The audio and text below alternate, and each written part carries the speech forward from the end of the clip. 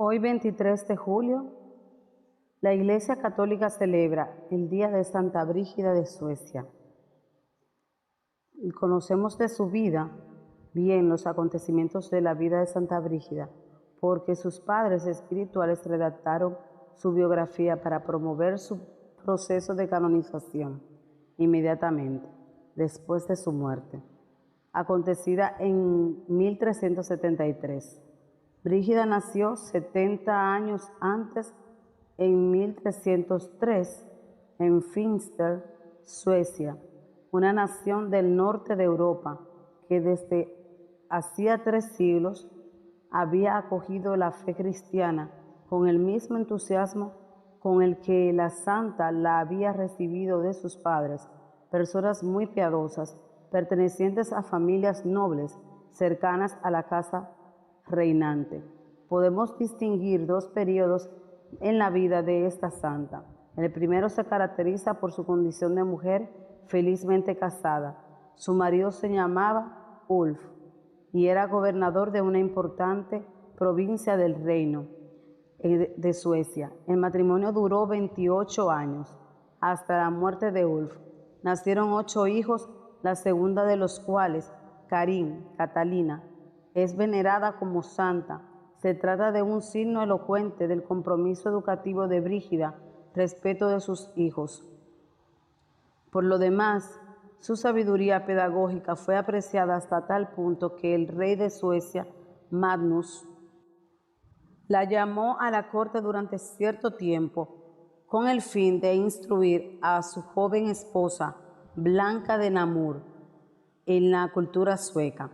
Brígida, guiada espiritualmente por un docto del religioso que la inició en el estudio de las Escrituras, ejerció una influencia muy positiva sobre su familia, que gracias a su presencia se convirtió en una verdadera iglesia doméstica. Junto con su marido, adoptó la regla de los terciarios franciscanos, practicaba con generosidad obras de caridad con los indigentes, incluso fundó un hospital al lado de su esposa. Ulf aprendió a mejorar su carácter y a progresar en la vida cristiana. Al regreso de una larga peregrinación a Santiago de Compostela, realizada en 1341, junto a otros miembros de la familia, los esposos maduraron el proyecto de vivir en continencia, pero poco tiempo después, en la paz de un monasterio donde se había retirado Ulf, concluyó su vida terrena. Este primer periodo de la vida de Brígida nos ayuda a apreciar lo que hoy podríamos definir una auténtica espiritualidad conyugal. Los esposos cristianos pueden recorrer juntos un camino de santidad, sostenidos por la gracia del sacramento del matrimonio. No pocas veces, precisamente como sucedió en la vida de Santa Brígida y de Ulf, es la mujer quien con su sensibilidad religiosa, con la delicadeza y la dulzura logra que el marido recorra un camino de fe.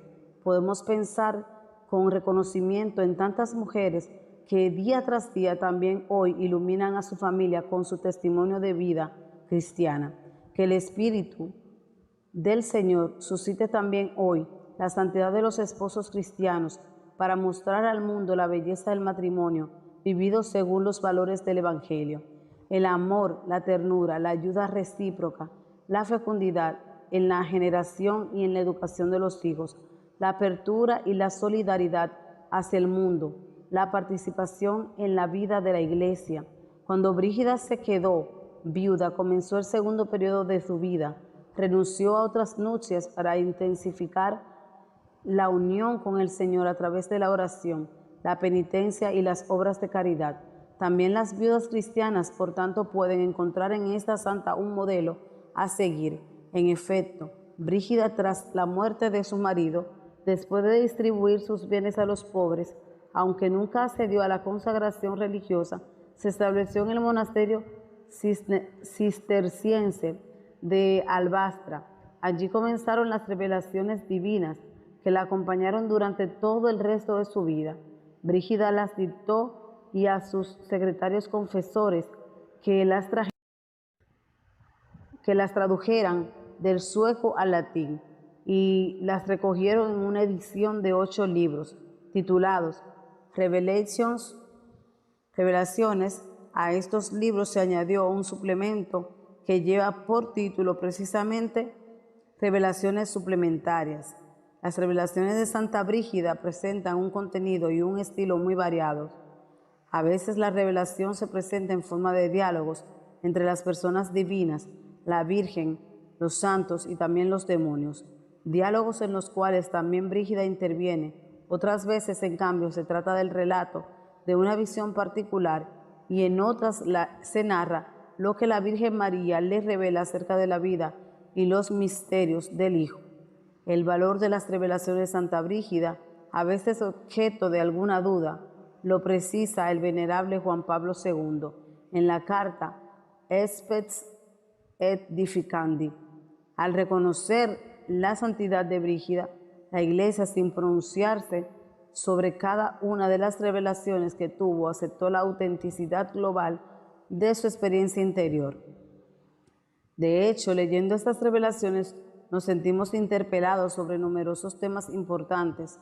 Por ejemplo, aparece con frecuencia la descripción, con detalles bastante realistas, de la pasión de Cristo, hacia la cual Brígida tuvo siempre una devoción privilegiada, contemplando en ella el amor infinito de Dios a los hombres.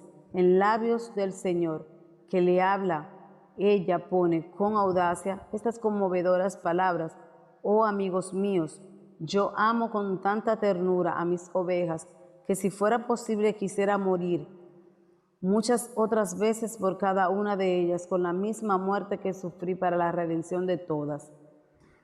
Revelaciones del libro. También la dolorosa maternidad de María, que la convirtió en mediadora y madre de misericordia, es un tema que se repite en las revelaciones. Al recibir estos carismas, Brígida era consciente de ser destinataria de un don de gran predilección de parte del Señor. Hija mía, leemos en el primer libro de las revelaciones: te he elegido a ti para mí, ámame con todo tu corazón, más que a todo lo que existe en el mundo. Por otra parte, Brígida sabía bien y estaba firmemente convencida de que todo carisma está destinado a edificar a la Iglesia.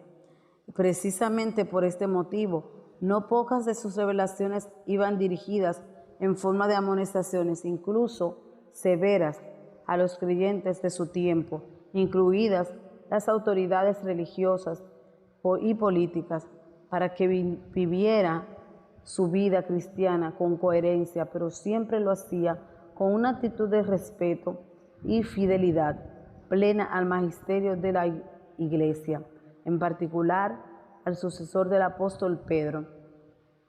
En 1349, Brígida dejó Suecia para siempre y peregrinó a Roma.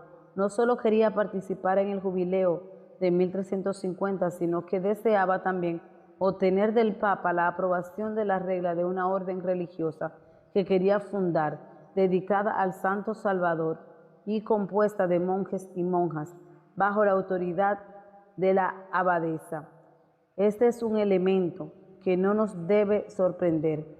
En el medievo existían fundaciones monásticas con una rama masculina y una rama femenina, pero con la práctica de la misma regla monástica que preveía la dirección de la abadesa.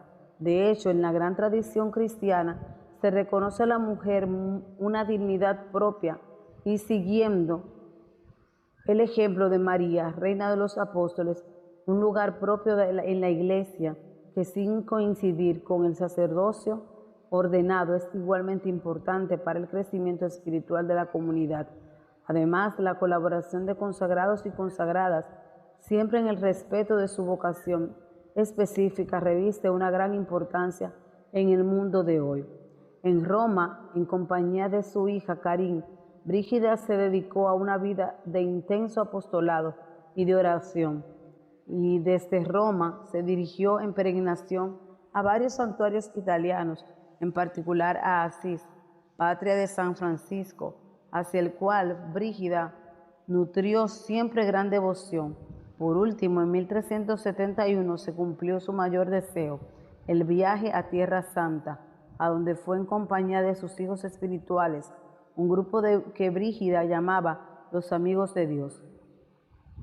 Durante esos años, los pontífices estaban en Aviñón, lejos de Roma. Brígida se dirigió a ellos pidiéndoles encarecidamente que volvieran a la sede de Pedro en la ciudad eterna. Murió en 1373, antes de que el Papa Gregorio XI regresara definitivamente a Roma. Fue enterrada provisionalmente en la iglesia romana de San Lorenzo, en Panisperna, pero en 1374 sus hijos Birger y Karim la llevaron de nuevo a su patria, al monasterio de Badnesta, sede de la orden religiosa fundada por Santa Brígida, que conoció enseguida una notable expansión. En 1391 el Papa Bonifacio IX la canonizó solemnemente. La santidad de Brígida, caracterizada por la multiplicidad de los dones y las experiencias de Dios en su vida, hace de ella una figura eminente en la historia de Europa, proveniente de Escandinavia. Santa Brígida testimonia que el cristianismo ha impregnado profundamente la vida de todos los pueblos de este continente, al declararla copatrona de Europa. El Papa Juan Pablo II deseó que Santa Brígida, que vivió en el siglo XIV, cuando la cristiandad occidental todavía no estaba herida por la división, interceda eficazmente ante Dios para obtener la gracia tan esperada de la unidad plena de todos los cristianos. Por esta misma intención tan importante para nosotros y para que Europa sepa alimentarse siempre de sus raíces cristianas, rezamos hoy invocando la poderosa intercesión de Santa Brígida de Suecia, discípula fiel de Dios, copatrona de Europa. Santa Brígida de Suecia, ruega por nosotros.